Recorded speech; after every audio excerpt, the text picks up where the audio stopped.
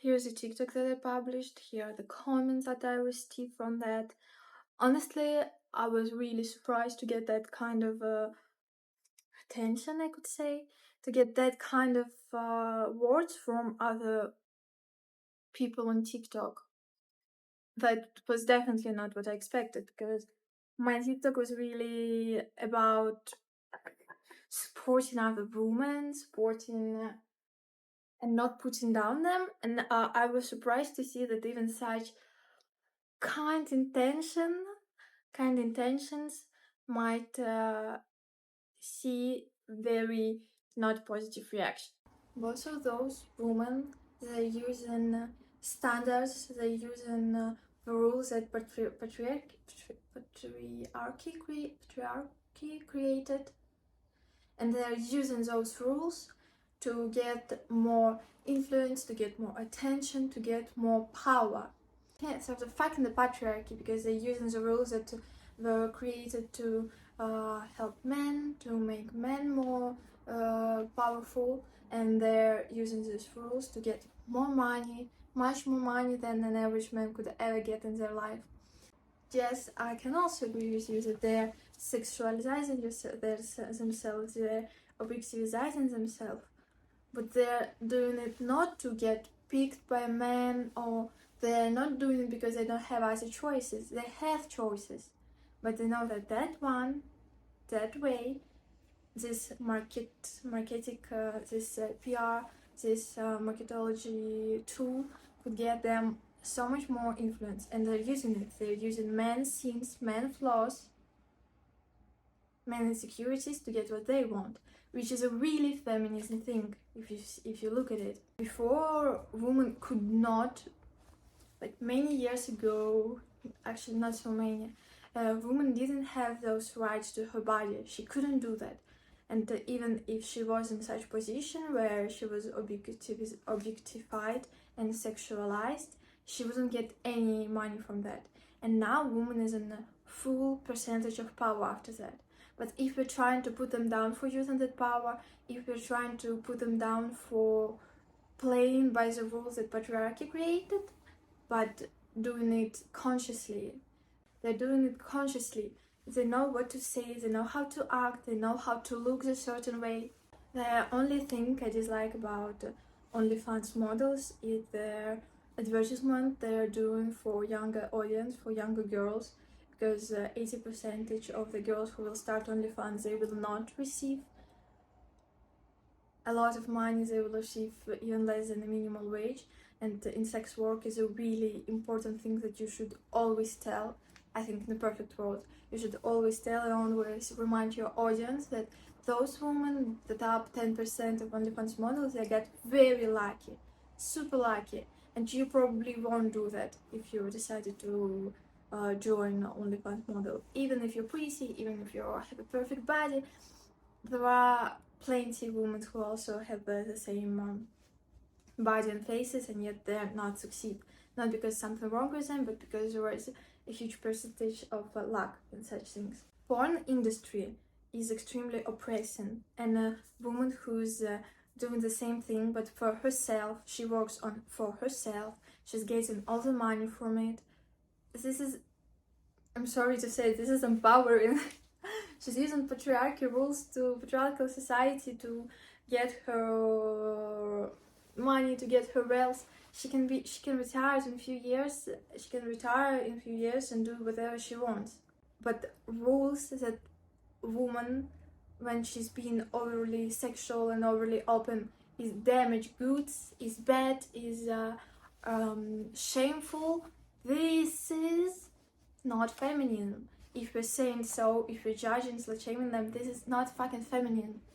When we're saying that all the responsibility and credibility in this situation is on women, we already oppressing women so freaking much. We should put more attention on the men in such situation. Ask ourselves, who are these boys who want to buy soap with the Sweeney, I forgot her name. I'm sorry. I'm just constantly messing up with Sweeney Todd, the Tim Burton movie. Sorry, I'll look it up. Sydney Sweeney. she only did it because she knows there be men, there be boys who want to buy that soap with her bathwater, with Sweeney's bathwater. Their desire, their need is higher than anything else. Like, women would never be in such a situation. No matter how popular or handsome man is, no woman would ever buy soap with his bathwater or the panties that he wore. And that things are happening all over in the world. Men are buying used garment from women. And it's not one case, not two cases, it's an often thing. Male OnlyFans models are much less, okay, censored, significantly less popular than women. And even if the OnlyFans model is male, it's often gay because men are paying for that. I never saw the original video from Bonnie Blue, like the process itself, but I saw TikToks and Instagram reels that she published, and all men were wearing ski masks.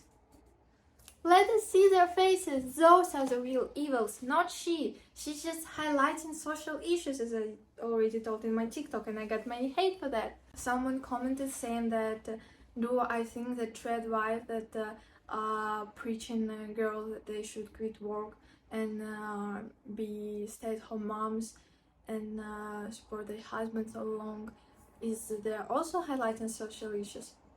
Fucking yes. Yes, they're also highlighting social issues, but they're doing it subconsciously. They don't know that their lifestyle might be oppressive for someone. And there are things that are so extremely different for me that I didn't even understand the question at first. Also, I freaking hate receiving hate comments, so I even contemplated about deleting that video from TikTok, because I still got notification from the video, I'm still receiving some more comments, and I dislike participating in such negotiations. I'm a pretty anxious person, so I'm not a fan of that. But I decided to overcome my fear in even making the whole video about it. I truly think that we as women have no deal putting down Sydney Sweeney for what she did.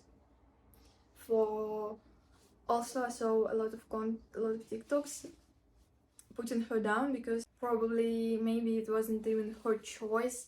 You know, most celebrities, they have some kind of PR agency behind them. Sometimes they have contract, sometimes they cannot choose much.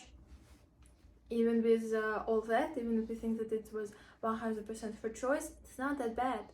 And it's okay to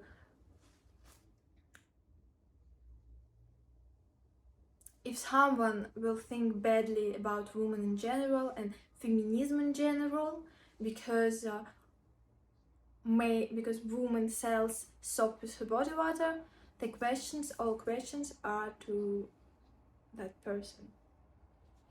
People are buying it.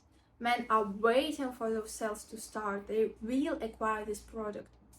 Maybe it's even your boyfriend, maybe it's your ex-boyfriend, maybe it's your future boyfriend. So if you're living in America, you get to look out for such things. The main evil is not Sweeney, it's not Sydney Sweeney or Bonnie Blue. They're highlighting they're the product of patriarchy, but they're using it to get their lives better, which is a highly feminist thing to do. Maybe that's all I wanted to say.